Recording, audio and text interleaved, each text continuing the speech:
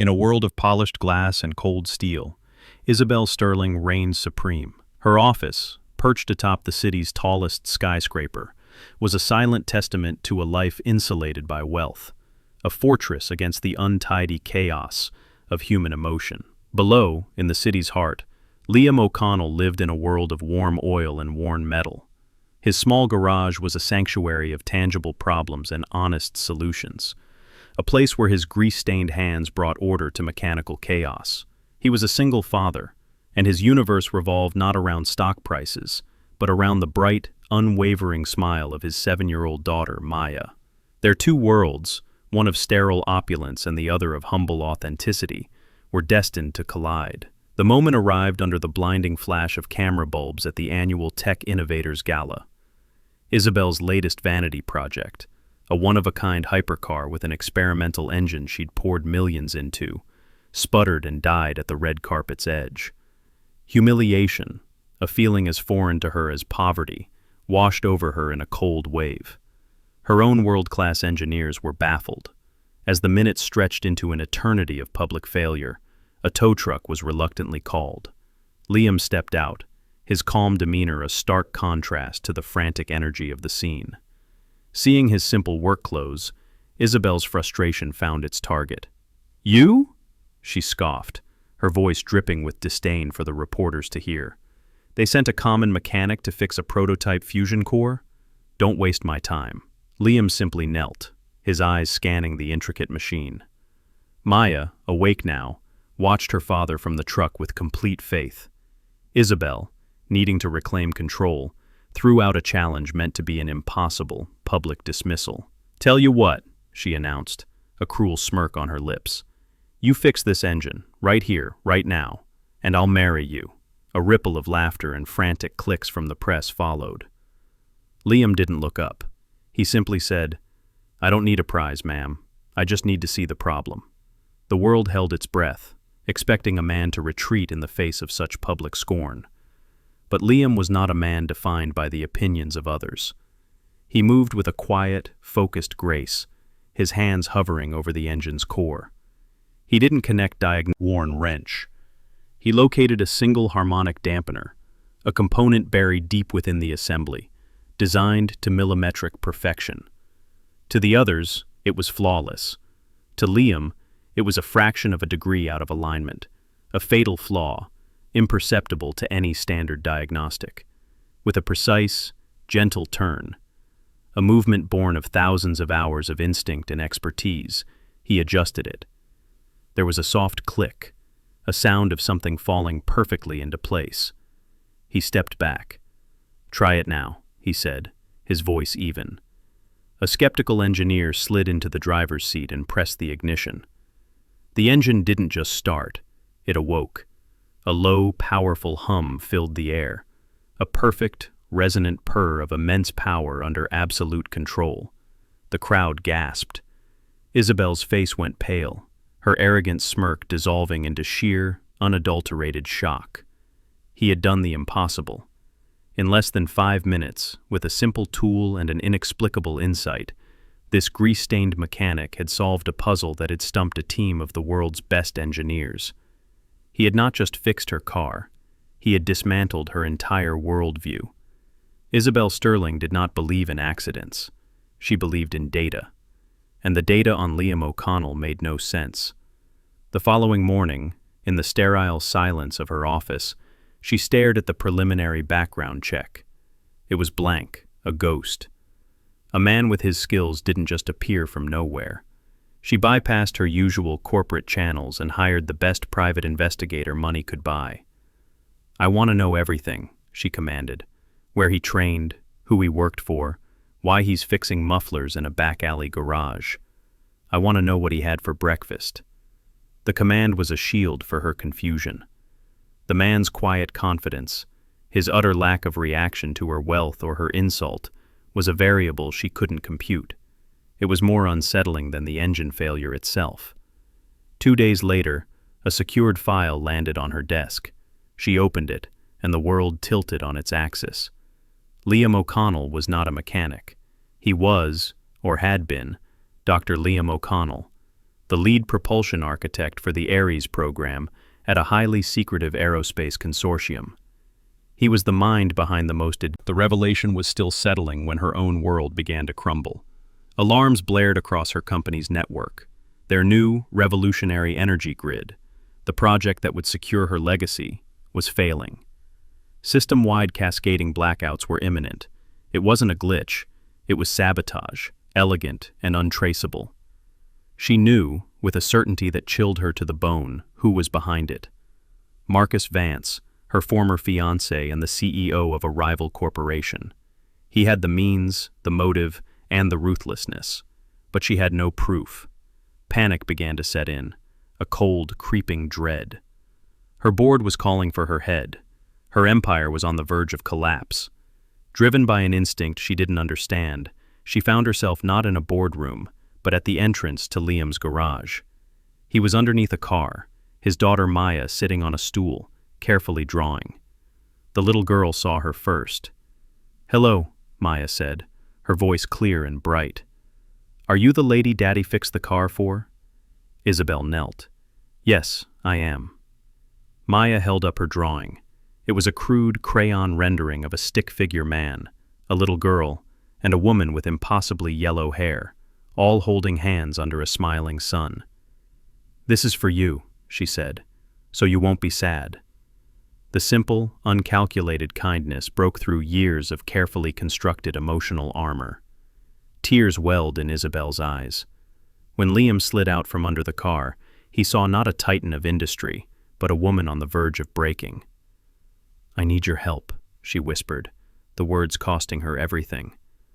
"Someone is trying to destroy my company. I don't know what to do." Liam wiped his hands on a rag, his gaze steady and clear. He saw her desperation, and for the first time he saw the person behind the persona. "Show me the problem," he said. In the sterile conference room of Sterling Industries, Liam moved like a fish out of water, yet he was the calmest person there.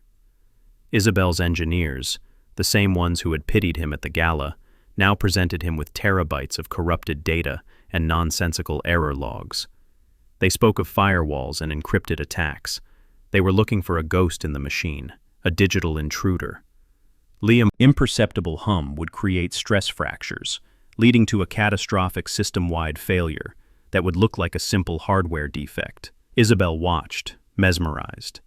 He was painting a picture of the crime with the effortless brilliance she'd read about in his file. "Find me the source of that pulse," Liam instructed the team, "and you'll find your saboteur." They dove into the work, invigorated by this new direction. Isabel and Liam spent hours together, poring over schematics. She saw the passion he had for solving puzzles, a fire she realized had never been extinguished, only banked.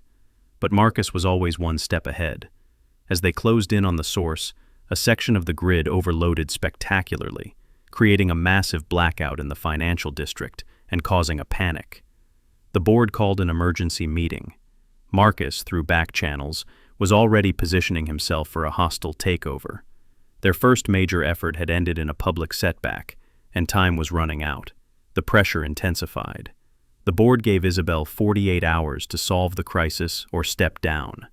The media, fueled by anonymous leaks from Marcus's camp, portrayed her as an incompetent leader who had lost control. Despair began to creep back in. That night, she found Liam in the main server room, a place he now commanded with quiet authority. He hadn't slept. "We can't find the device," she said, her voice strained. "It's nowhere in the primary system. We've hit a dead end." Liam pointed to a schematic on a massive screen. It was a secondary system, an old network of auxiliary power lines slated for decommissioning.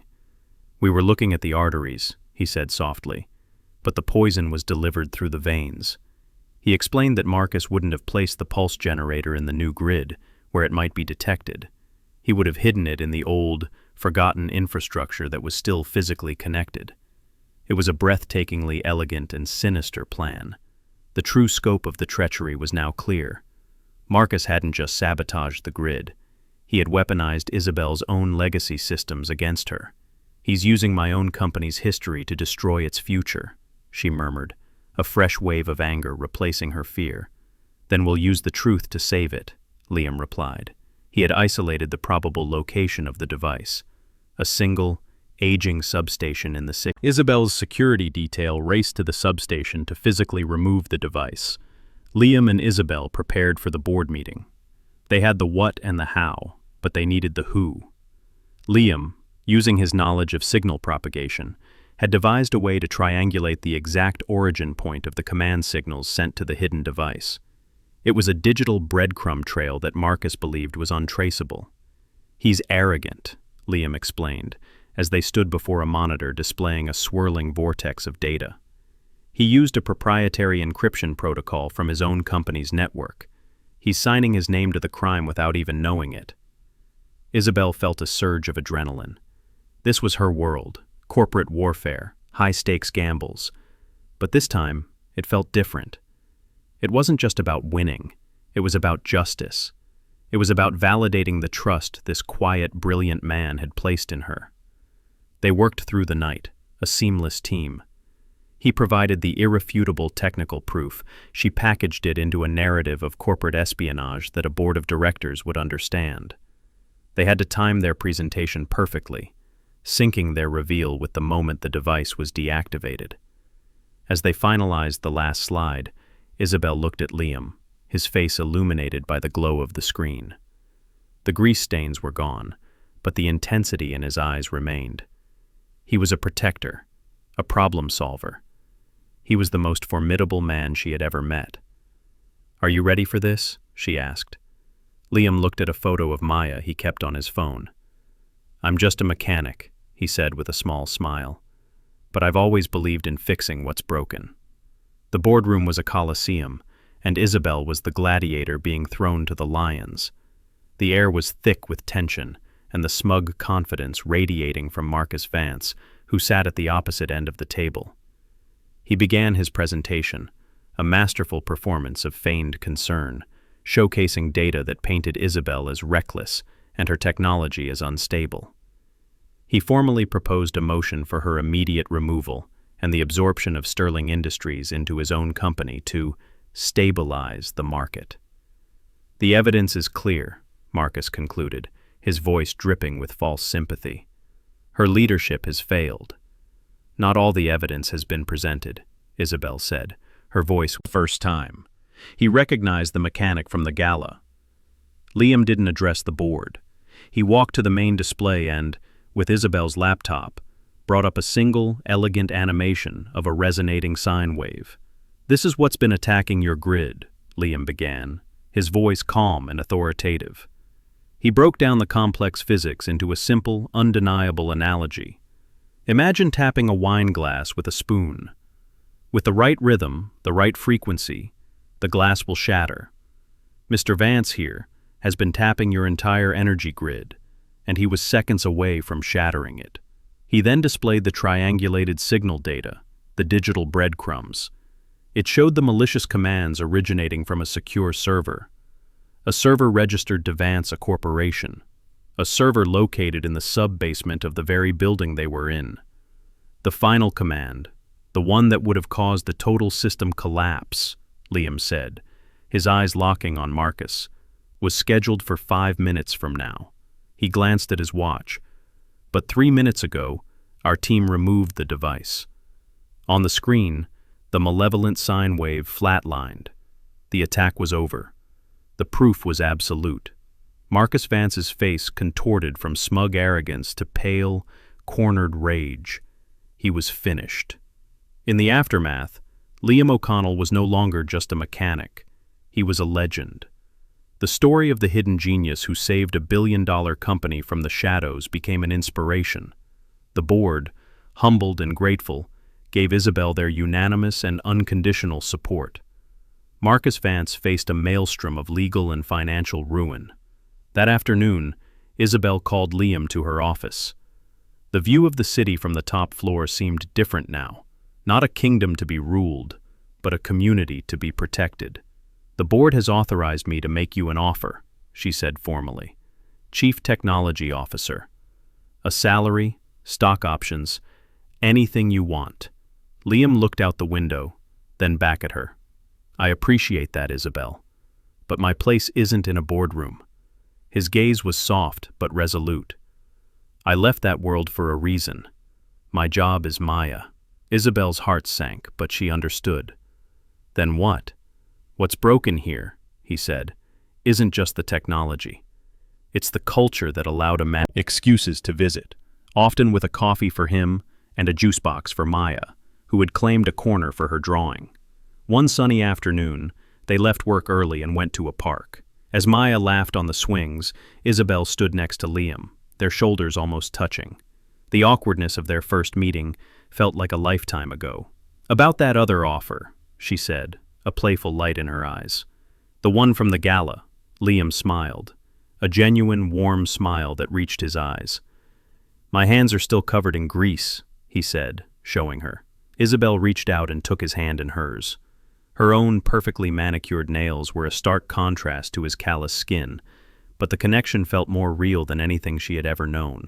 "I've decided I like it," she said softly. They stood together, a CEO and a mechanic, a man who had lost everything, and a woman who had thought she had it all, watching the little girl who had reminded them both what was truly important. They were building something new, not with steel and glass, but with trust, respect, and the quiet promise of a shared future. Have you ever been underestimated? Have you ever felt that your true worth was invisible to the world?